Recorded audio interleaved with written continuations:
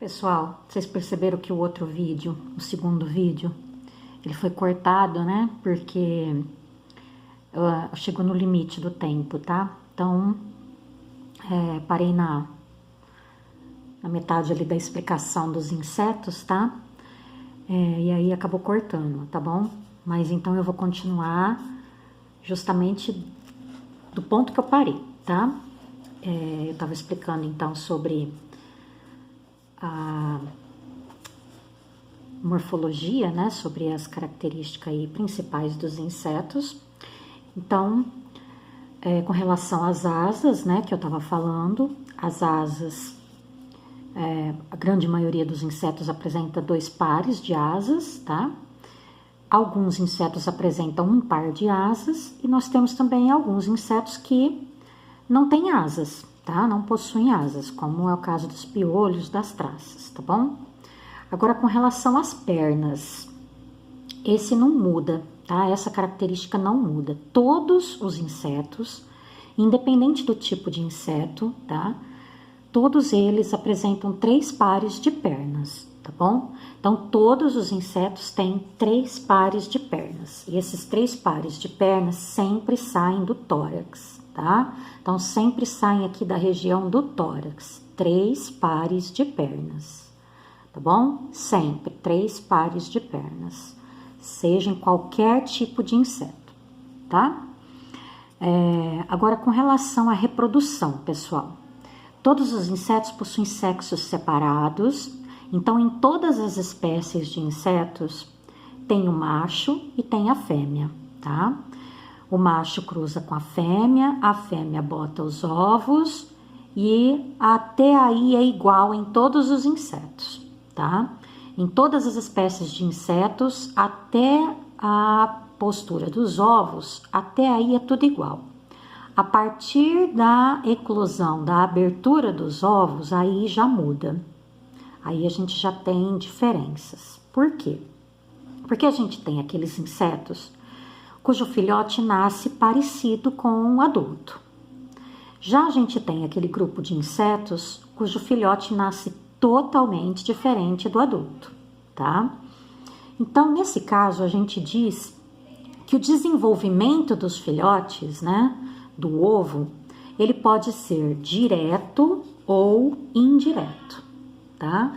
Então, o desenvolvimento do filhote depois da postura dos ovos, né, que a fêmea põe os ovos, o desenvolvimento depois que os filhotes nascem, né, dos ovos, ele pode ser direto ou indireto, tá?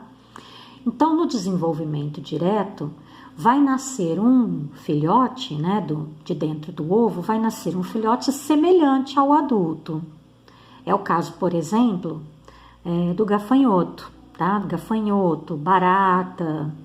Nesse caso, o filhote, ele nasce, no caso do gafanhoto, da barata, eles nascem sem asas, tá?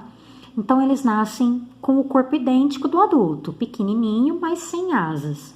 Então, nesse caso, eles vão crescer, passar por várias mudas, tá? Enquanto vão crescendo e sofrer uma pequena metamorfose, que a gente chama de metamorfose incompleta, tá? Essa pequena metamorfose é só para o surgimento das asas, tá?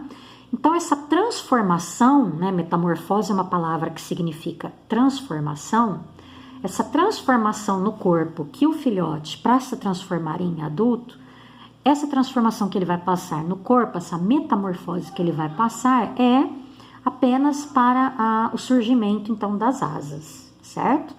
O filhote é chamado ninfa, tá? Tanto filhote de gafanhoto, de barata, são as ninfas. Agora, a gente tem o caso dos insetos cujos filhotes nascem completamente diferente do adulto, tá?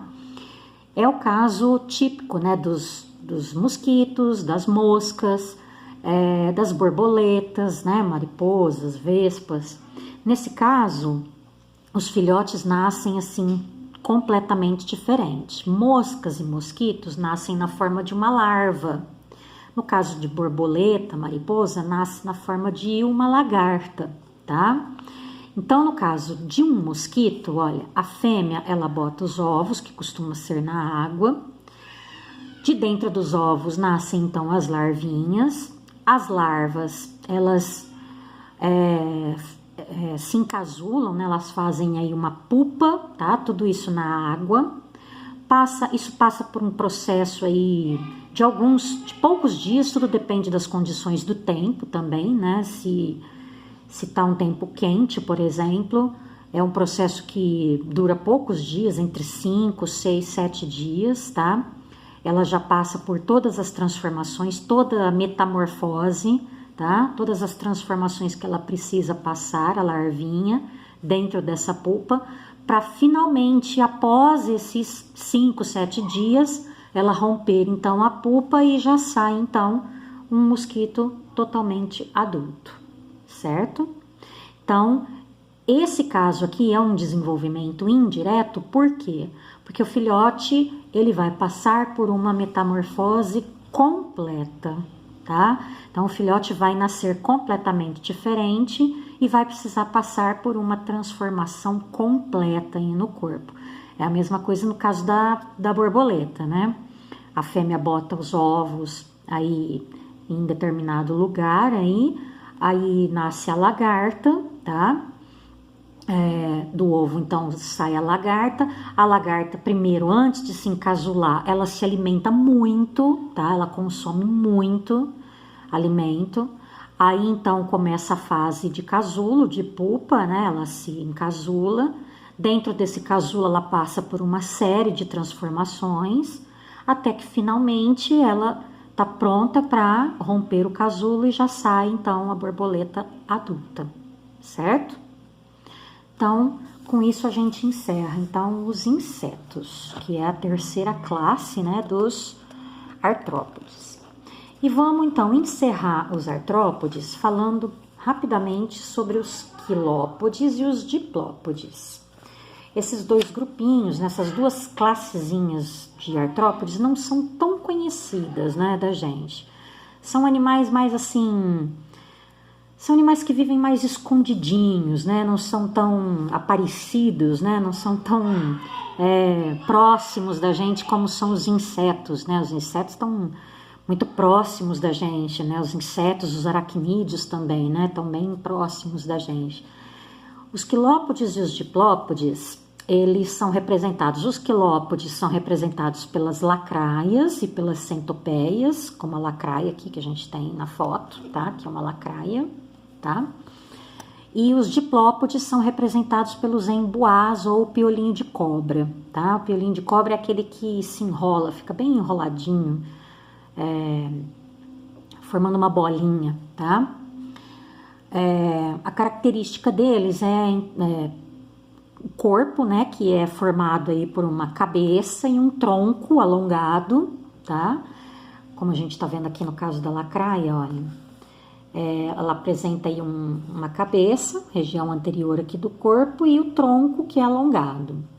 E todo o tronco dá para perceber que é segmentado, olha, que é dividido em vários segmentos, tá? São vários segmentos. E a diferença entre um grupo e outro, entre um quilópode e um diplópode, é justamente a quantidade de pernas por cada segmento, tá?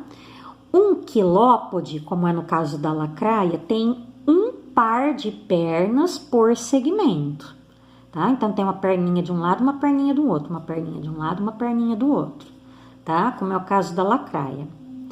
Agora, se eu tivesse uma emboá aqui, ou um piolho de cobra, o formato do corpo é bem parecido, tá? A cabeça, o tronco bem alongado também, o tronco também segmentado, tá? Todo dividido por esses segmentos, porém, a presença de pernas é diferente. Diplópode, ou seja, teria 2 pares de pernas por segmento. Então, cada partezinha aqui do tronco, olha, cada segmento aqui do tronco teria, então, 2 pares de pernas. 2 perninhas de um lado, 2 perninhas do outro. 2 perninhas de um lado, 2 perninhas do outro, tá? Isso é o que diferencia um quilópode de um diplópode, tá bom? As lacraias apresentam um veneno bastante forte, tá? Elas são extremamente ágeis, né? As lacraias são bem rápidas e um veneno assim muito doído, né? A picada de uma lacraia é muito doída, tá? Já o piolim de cobra, o emboá não é venenoso, tá? E são animais aí que são todos terrestres, mas que gostam de ambientes bem assim, bem escondidinhos, tá?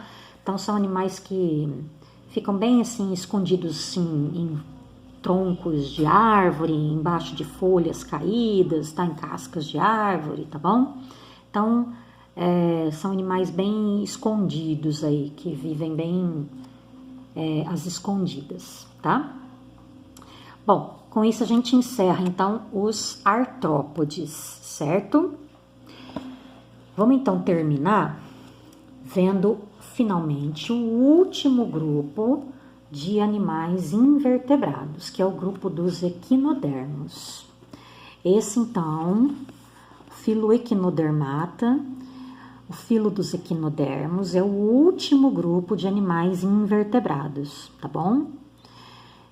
Terminando esse grupo aqui, a gente encerra, então, todos os grupos de animais invertebrados.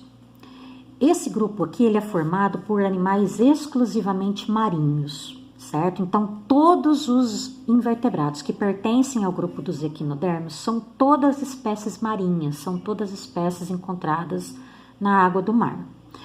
Os principais representantes aqui, estrela do mar, o ouriço do mar, o pepino do mar, tá? O lírio do mar, são todas espécies marinhas. A principal característica dos equinodermos é a presença de um esqueleto interno, tá? Nós chamamos de endoesqueleto, tá? Mas é assim, claro, não é um esqueleto nada parecido, né, com o esqueleto de um vertebrado, tá? É uma estrutura calcária, tá? É uma estrutura calcária que é como se fosse uma placa calcária que, como é que eu posso dizer, que recobre toda a superfície do corpo de um equinodermo, só que internamente, não externamente, como é no caso dos artrópodes, tá? Então, nos artrópodes, relembrando, nos artrópodes é uma placa, né, uma carapaça calcária que eles apresentam por fora do corpo, é o exoesqueleto. Já os equinodermos, essa placa calcária é interna, por isso nós chamamos de endoesqueleto, tá? Então, lá nos artrópodes é por fora do corpo, a carapaça é por fora do corpo, por isso chamamos de exoesqueleto, exo, fora. Agora, aqui nos equinodermos é dentro do corpo, então chamamos de dentro, endoesqueleto, tá?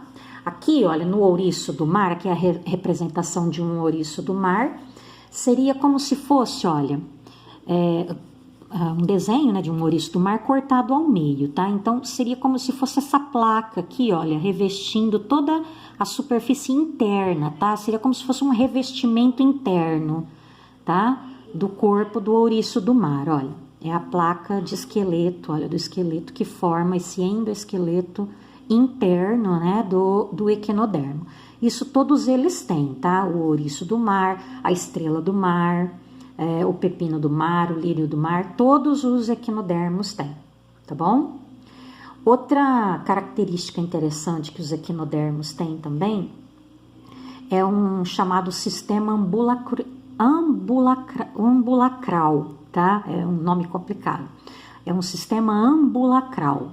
Esse sistema ambulacral é como se fosse assim um tipo de um sistema circulatório, né? No caso que nós temos, mas no caso deles é uma circulação não de sangue, né? Que é o nosso caso. No caso deles é a circulação da própria água do mar que entra aqui pelo madreporito, olha essa aberturinha aqui. E aí circula aqui por todo esse sistema ambulacral aqui, tá? Isso vai ajudar, olha, esses pés ambulacrais, que no caso o ouriço tem, a estrela do mar também tem, o pepino do mar também tem, no caso da estrela é menorzinho, no ouriço é um pouquinho maior. ajuda, esses pés ambulacrais ajudam no deslocamento do animal, tá? Então ele consegue se deslocar, né, no ambiente, ele consegue se deslocar aqui e se deslocando, caminhando, tá? Pelo local, pela areia, né, pelas pedras, onde ele estiver ali na beira do mar, tá? Na beira da praia. O ouriço, ele tem os espinhos, né, por fora do corpo, que ajuda na sua proteção. A boca fica na parte inferior do corpo, olha, tanto no ouriço, quanto no pepino, quanto na estrela do mar também.